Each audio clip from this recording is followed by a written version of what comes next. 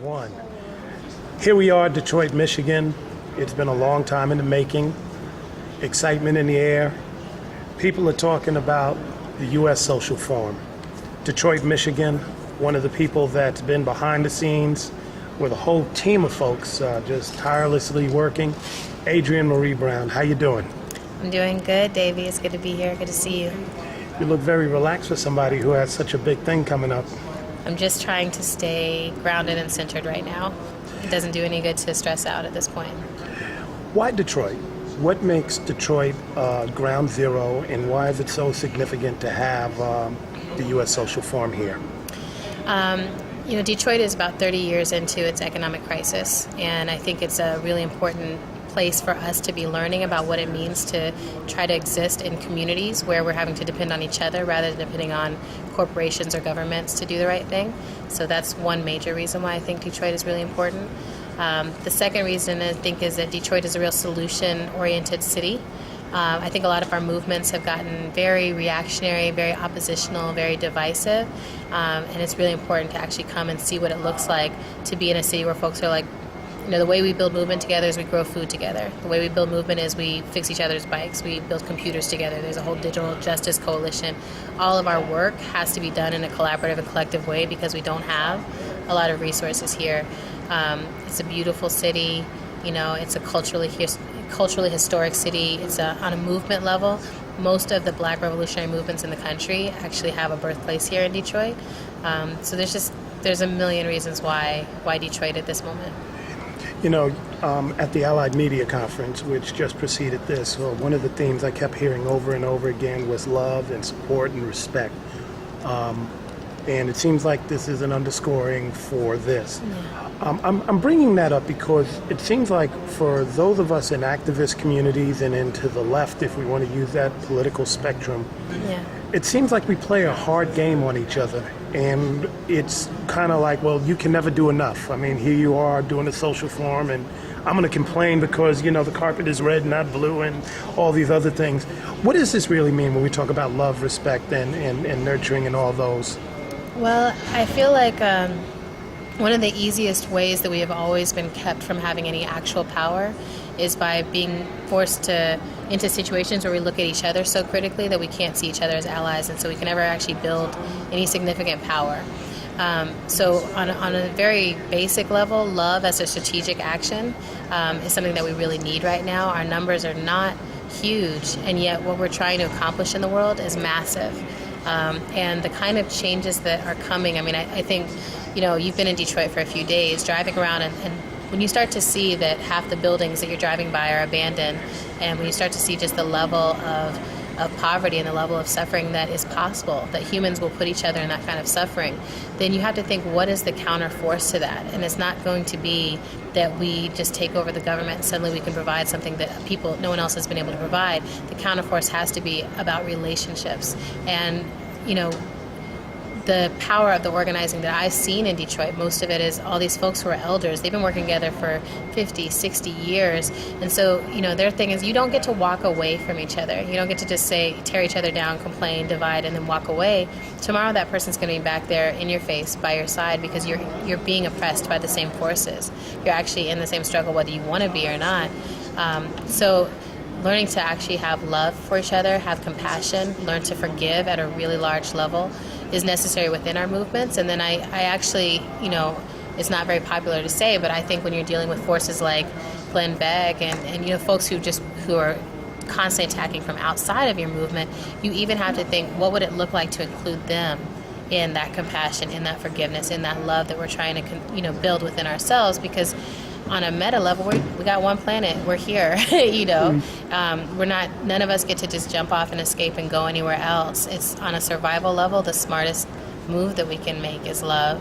And it actually is the easiest work, once you settle into it. It's actually much easier than that constant hate, constant anger, constant tearing each other apart. When I first came to Detroit, I was living in California after having spent 10 years in New York, and I thought New York was the center of the world, and I was dragged to California, and then I was like, California is beautiful, and then I started coming to Detroit, and At first, it was shocking. I did have my jaw on the ground for the first year that I would visit here, just never seeing anything like it before. And then I started to grow a deep appreciation for this space. I feel like if you start to really think about the unsustainable model of cities, and the fact that most of us as people of color, most poor people, are living in a completely unsustainable way. We're dependent on resources that come from outside of our particular realm and reach. We can't go there. We don't know how to grow anything. We don't know how to survive. Then all of a sudden you start to look at Detroit in a different way, because the farming community here is black people, and the biking community here is black people, and the folks who build houses and know how to retrofit homes and who do solar power and solar showers, and the folks who are running peace zones so that folks don't have to go to the police but they can get mediation in their community. Like all of those solutions that I hear I've heard people in California talk about, that they would like to see something like that happen, that we need something like that. But here in Detroit, folks are actually having to do that. Some of it because they're politically aligned with, a message of love and unity. And some of it because if you have someone shot in your community and you call the police, they're not going to show up for an hour and a half because there's no police, Yeah. And so you have to figure out some other way, like how are we going to handle this situation right now? Or if you do call the cops, they're going to show up on some Ayanna Jones stuff and kill someone in your family, So it's just really trying to figure out what are the solutions that are going to make sure that those of us who are here, which is a smaller and smaller population, are actually able to survive.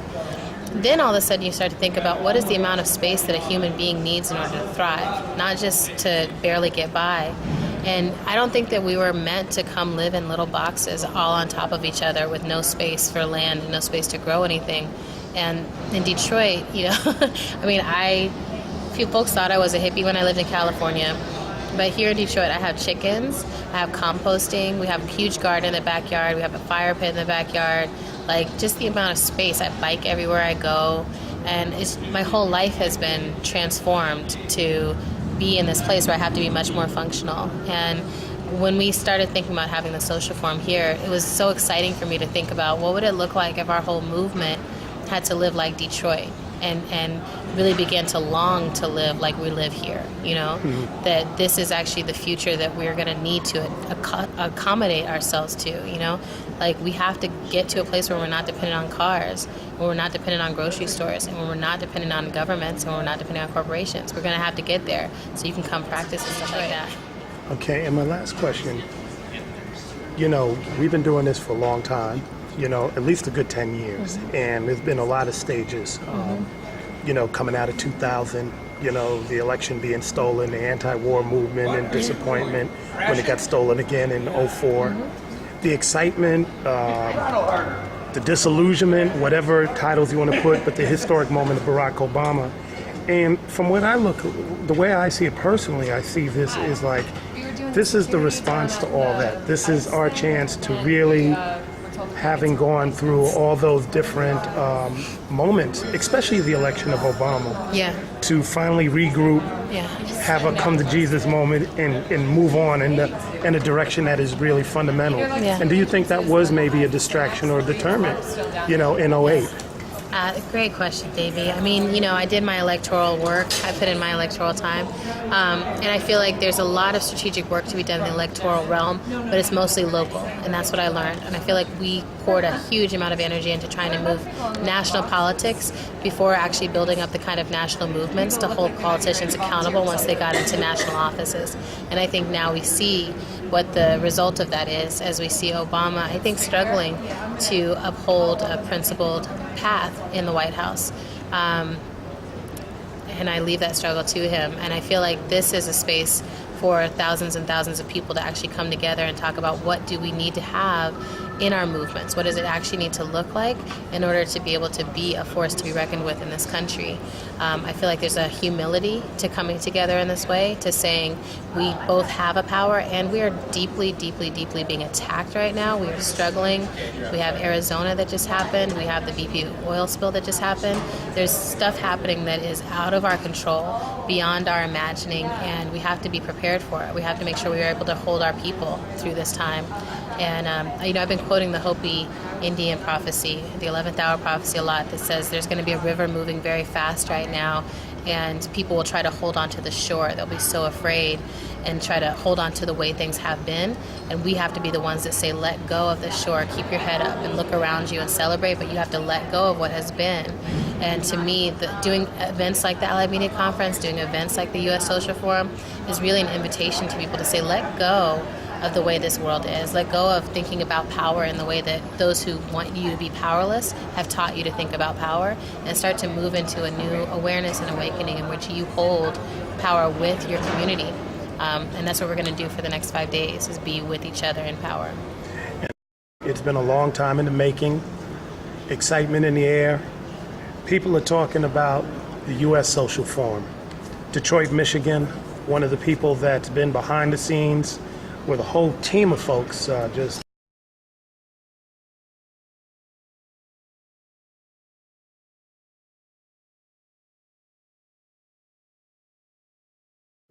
one. Here we are, Detroit, Michigan.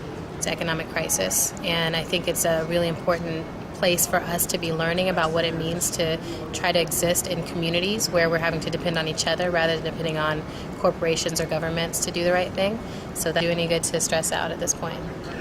Why Detroit? What makes Detroit ground zero, and why is it so significant to have the U.S. Social Forum here?